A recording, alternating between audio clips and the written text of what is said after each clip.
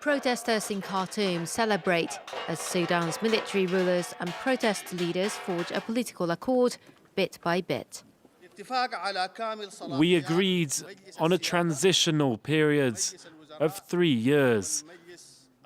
The first 6 months of it will be allocated to sign agreements for peace.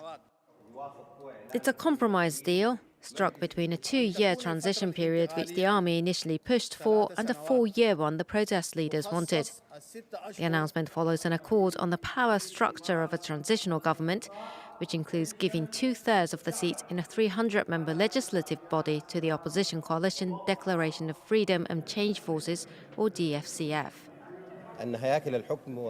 There are 3 power structures: an executive council, which will be shaped in agreement with the military council and the Declaration of Freedom and Change Forces, a ministers' council and a legislative council, 67% of which would be from the DFCF.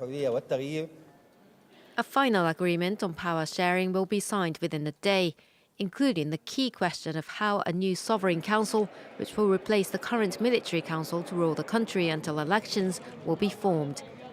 The military wants to take up a majority, while the opposition wants it to be civilian-led. The earlier breakthrough about the 3 power structures was marred by violence, which left an army major and 5 protesters shot dead at a sitting outside the military headquarters. After initially blaming loyalists of ousted President Omar al-Bashir for the shootings, protest leaders accused the military of not protecting the citizens. The military denies having a role and has promised a thorough investigation.